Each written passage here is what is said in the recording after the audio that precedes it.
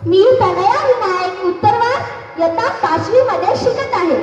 ज्ञान नाही विद्या नाही ती घेण्याची गोडी नाही.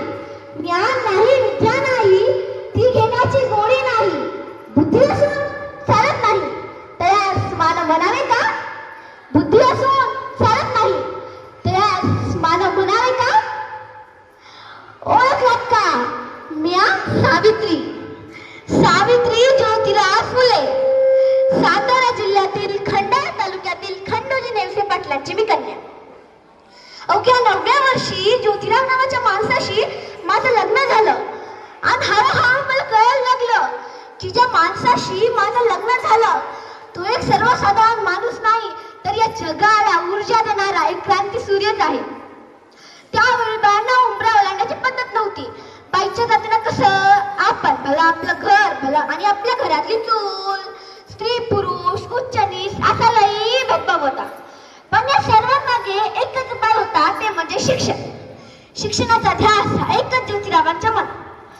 असंच एकदा शिक्षणाचा प्रसार करण्यासाठी ते एकदा शाळेत गेले तेव्हा त्यांना फरार नावाच्या ब्रिटिश मॅडम म्हणाल्या, मिस्टर फुले तुम्हाला शिक्षणाचा प्रसार करायचा आहे का? So educate your women first because if the woman educated, whole house will educated. पण तुम्ही लोक वुमनला घराच्या बाहेरच पडू देत नाही. व्हेरी बॅड मिस्टर फुले, व्हेरी बॅड. झालं ते आले तर माझ्याकडे वही पेन्सिल घेऊन आणि म्हणाले, सावित्री आजपासून मी तुला शिकवणार. आणि झालं सुरू झाला माझा अभ्यास.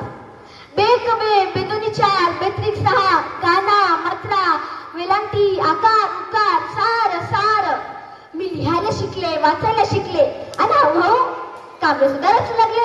आणि अशातच 1 जानेवारी, होय बुधवार दिनांक 1 जानेवारी 1848 रोजी आम्ही पुण्यातील भिडेवाड्यात सर्व धर्मीय मुलींसाठी पहिली शाळा सुरू केली. आणि त्यातच मी पहिली शिक्षिका व मुख्याध्यापिका सुद्धा. येरबटासारखं जगलात ना तर काम तमाम होईल, पण जर वाघासारखं जगलात तर नाम होईल. पण समाजाचं मात्र धर्म बुडाला, धर्म बुडाला, धर्म बुडाला लेखी सुरू होती. अहो एखाद्या सामान्य माणसाने शिक्षण घेतले यात कोणाचा धर्म बुडतो? इतका तकलाद असू शकतो का हा धर्म? धर्मासाठी माणूस का माणसासाठी धर्म असतो? धर्मासाठी माणूस का माणसासाठी धर्म असतो? शाळेत जाताना शेण फेकलं तरी मी सहन केलं, दगडफेक केली तरी मी सहन केलं, शिव्या दिल्या चुकलं तरी मी सहन केलं. पण आता माझ्या सहनशीलतेचा अंत झाला होता. तेवढ्यात एक व्यक्ती माझ्या समोर येतो आणि म्हणतो, ए चिवडे कुठे निघालेस? आधी आमच्या पुरीबाईंना शिकवणं बंद कर. तुला तुझी आबरू प्यारी आहे का ते शिक्षण? कदाचित त्याला माहित नव्हतं की आम्ही सुद्धा ज्योतिरावांच्या पत्नी होतो. असा गिरण संकट कानाखाली वाजवलं आणि सुनावलं, आता आलास थोबड फोडलंय, पण जर उद्या येशील तर तुझ्या रक्ताने ही धरती रंगवेल. स्त्री कोणत्या जातीची या धर्माची असो ती नेहमीच अन्यायाची बळी पडत आलेली आहे. अहो एखाद्या स्त्रीचा नवरा मेला म्हणून तिला सती द्यायचं? नवरा मेला तिचा काय दोष असतो बरं त्यात? आणि यासाठीच आम्ही आवाज उठवला. इंग्रज सरकारांकडे मागणी सुद्धा केली आणि इंग्रजांनी सतीप्रथा बंद केली. तसेच विधवा महिला काशीबाई हिच्या मुलाला आम्ही दत्तक घेतलं आणि त्याचं नाव ठेवलं यशवंत. त्याच्या दुरुदुरु पाहुणे कसं आमचं अंगण भरून जायचं ना हो. त्याला वाढवलं, मोठं केलं आणि डॉक्टर सुद्धा बनवलं.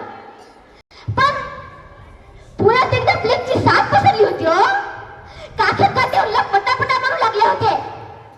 तेव्हा मी यशवंताला सांगितलं, यशवंता आता आपल्याला हॉस्पिटल उभारायला हवं. यशवंताने हॉस्पिटल उभारलं आणि मी त्या रुग्णाचा उपचार करत होते. पण प्लेग हा संसर्गजन्य रोग होता हो. त्यामुळे तो कधी ना कधी मला आणि यशवंताला सुद्धा होणार होता आणि यशवंताला सुद्धा होणार होता. पण मुळीच आम्ही जगलो म्हणजे या समाजासाठीच ना. आणि जर या समाजासाठी मरण पावले तर हे मरण तुझं स्वागत आहे रे. अहो सावित्रीची मी सावित्रीबाई झाले, सावित्रीबाईची मी सावित्री माई झाले. आणि बघता बघता आमच्या 18 शाळा सुद्धा सुरू झाल्या आणि बघता बघता आमच्या 11 शाळा सुद्धा सुरू झाल्या. सती प्रथा, केशववन अशा रूढी परंपरावर आम्ही मात केला. कारण आनंद होता तो म्हणजे आयाबाया शिकण्याचा. म्हणून म्हणे विद्येविना मत्ती गेली, मत्ती विना नित्ती गेली, नित्ती विना गत्ती गेली, गत्ती विना नित्य गेले, नित्ता विना शुद्ध घासले एवढे अनर्थ एका अविद्येने केले, एवढे अनर्थ एका अविद्येने केले.